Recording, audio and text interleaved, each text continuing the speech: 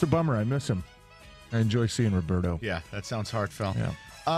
If you got a question for TJ, you know the drill. 248-539-9797. Ticket text. Sully, you'll be collecting those 97136. Well, before we go to the disaster of Sunday, how surprised were you? How did you find out today that Golden was traded? Did Quinn call you personally as one of the... Pretty much the same way I think everybody else found out.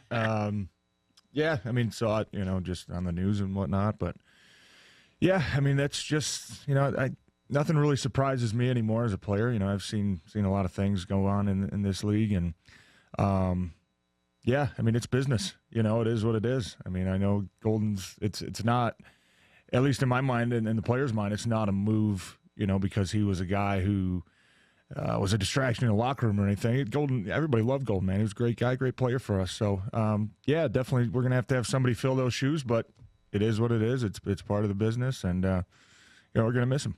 So this is the fan refrain. I've been trying to fight this today, but this whole it sends and look, Dave Burkett, and Dave's one of the best beat writers in the game. He even wrote a column today about it. Just look, it sends a bad message, and they're throwing in the towel.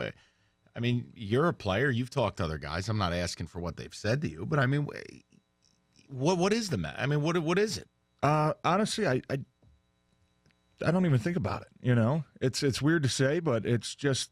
If we're sitting here week 12 and we're, 5 games out of the division, then maybe you kind of buy into that. But, I know obviously coming off a loss, it's tough to kind of sell hope right now. But same time, you look at the standings, you look at the computer, we're 1 game out. We got a couple really tough games, but really important games coming up. I mean, if we, go take care of business the next couple weeks on the road, who knows, who knows what happens. So, yeah, I think everybody in that room believes that, we're still a good football team. I know, obviously, coming off a loss, it's been a rough couple days, but, we're not losing hope. We're not losing faith. We're going to go back to work tomorrow and work hard and do what we got to do to go try to get a win in Minnesota. I thought Stafford had some brilliant analysis on this. Michael? If you don't play well, you won't win. Nailed it. I couldn't have said it better. You're kidding. All right, so Here's my question, because obviously I don't know that you'll have the answer, but we've talked about it. I mean, the Jet game, you guys got blitzed. Yep. The Niner game, you're down 30-13. Now, this game, you get out 7-0, 13-play drive. Mm-hmm. I go, okay, we're ready to rock and roll. And then, TJ, it was like turn the lights out, nobody competed. What is the problem here? Honestly, I think the biggest thing was the turnovers we had. Just speaking offensively, watching the game yesterday in the building and talking about it with the guys, I mean, you look at some of the stats. I don't think we had any 3-and-outs. We were moving the ball. We were doing things well. We didn't run the ball very well. That's not a surprise to anybody. But we just couldn't sustain the drives. We couldn't finish. We couldn't get to their side and make a play and get points. And that ultimately we got too far behind to where you kind of throw out the game plan. Everybody knows it's pretty much 2-minute mode when you're down 3 scores, late in the game. So that's obviously not how we want to play football. You guys had a rough game up front. It was, yeah. I mean, it definitely wasn't our best. Yeah. I think the biggest thing too is we didn't start fast in the run game like we want to, like we have been, in those games where we've been successful. But another thing, too, is, we came to the sideline. We felt like we made some good adjustments. We saw how they were playing us, but just the way the game went, we didn't really get a chance to go back to the run game and try to keep pounding it. We just had to call a lot of passes there, obviously, being down 3 scores. But, yeah, I mean, it was served some humble pie in the room yesterday. I think everybody looked in the mirror. We're honest with each other. We're accountable in that room, and everybody knows that, hey, if we want to win some games. We want to turn it around. It starts with us up front. We got to play better. I just don't get it because the game, I mean, again, you can explain it to us because we're just fans, right? Like, the team comes out and has great. I mean, even in the Dallas loss, the energy was there, body language was there, highly competitive. The wins speak for themselves, and then you got these 3 games where it was like outer space. That's the part where, as a fan, I go, well, dude, where the hell are the team leaders? Like, how the hell do you not get these guys and go, guys? We're getting our asses kicked. Can we wake up, please? I mean, you come out of halftime 21-7, you don't score in the third quarter. Right. How does that happen? And we had, that first drive, we had a couple good plays, get down to midfield and then, let up a sack up front, kind of just a drive killer. And that was a chance for us last drive of the second quarter, to go down, get some points, Right. and then you get the ball coming out in the third quarter. Obviously, that's a huge chance to it's the double swing the dip. momentum, get the momentum back on your side. We weren't able to get it done. Looking at the sideline, feeling out the game. I mean, I don't think there was any part of me that kind of looked around and was like, "Man, we're lacking the energy today." It just it seemed like a normal game.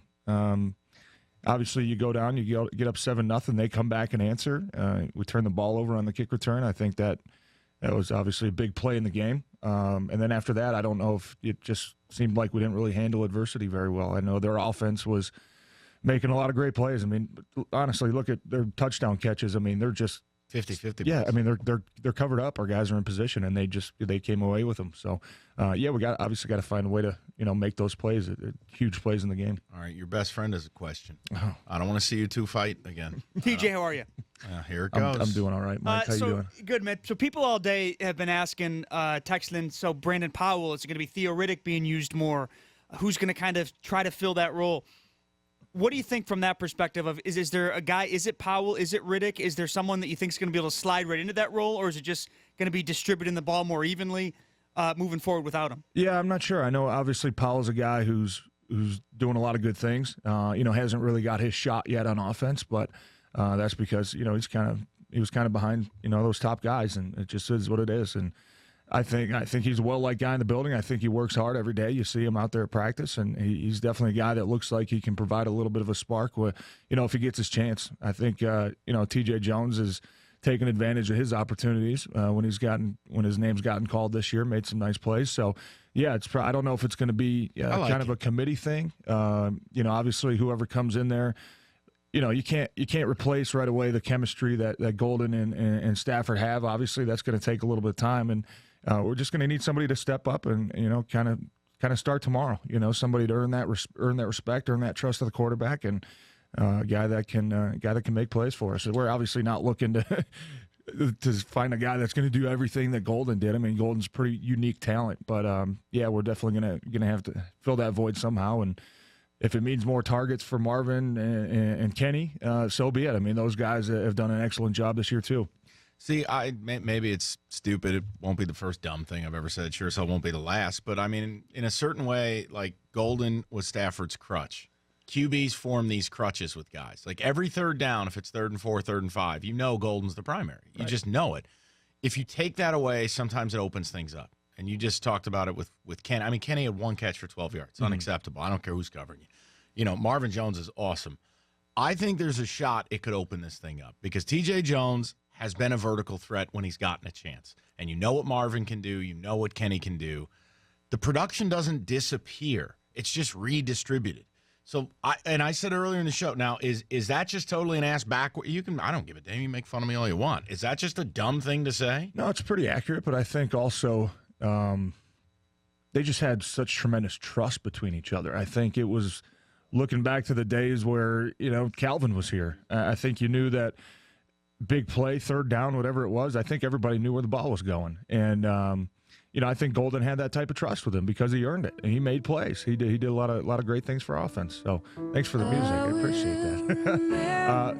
that. So it could be somebody else getting those targets. I don't know, man. We'll have to see how it goes. Got to go back to work tomorrow. And I'll tell you the biggest thing, though, honestly, is looking at the game this past Sunday. It was just, like you said, up front. I mean, we didn't really play our best game. And you got knocked over like a weeble wobble. Well, I ended up actually tripping myself on one play. Thank God my guy wasn't rushing. That could have been bad. But. Well, they showed the head on, and you weren't looking. And it was just like bink, and you just what the hell happened? And I was my guy went somewhere else. I was going to try to help Rick, and it looked like I just clunked my feet together, man. Not very athletic. Not great. Not making strides there. No, I just had one more that I thought of too. Because after the game, you had Golden Tate, you had Ricky Jean Francois basically come out and paraphrasing here, say last week's practice wasn't good. The team wasn't focused. It was a bad week of practice.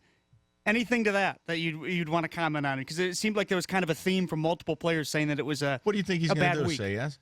No, I think other players have said that. This wouldn't be anything new. They said that it was a bad week of focus. Yeah, I agree with that somewhat. I think it was a big thing that we talked about last week too, and I think it started earlier in the week. I think we kind of got off to a slow Wednesday, picked it up a little bit Thursday, Friday, type thing. And you know what? Listen, I've played a lot of games. I've played games where we've had really bad Wednesday, Thursday practices and we've won. I've had games where we've had great practices and lost. I'm not saying it doesn't matter. It matters a ton. Yeah, I think that somewhat played into it. I think, and that's something that we talked about yesterday was, we were coming off 2 wins, and we confidence is pretty high, right? And maybe that had something to do with it. You just got to focus on each week, one game at a time. Forget what we did last week. Forget what we did the 2 weeks prior. We got to come in and just, starting tomorrow, obviously, put our full focus into Wednesday. Having a great Wednesday, not thinking about the record, not thinking about last week's game, not even thinking about a couple weeks down the line. Stay focused on today and get the job done. And you know who I blame. I mean, we don't need to go there with him. You know who takes part of that blame. Talked about that the other day, yeah. But I just wondered if he ain't gonna get into that with me. If it was anything out of the ordinary or just one of those, hey, it was kind of a bad week of practice type I'll thing. tell you what's out of the ordinary. We got a couple open lines for TJ. So if you have questions for TJ, now is the time. Lines are available. 248-539-9797. Ticket text 97136. We'll take some phone calls. Sully rapid fire shortly. I also have ticket texted in a couple submissions for the rapid fire. We'll see if you can find them. I already found one. You read it off earlier about you're surprised I'm in today because we lost. I think that was from you. No.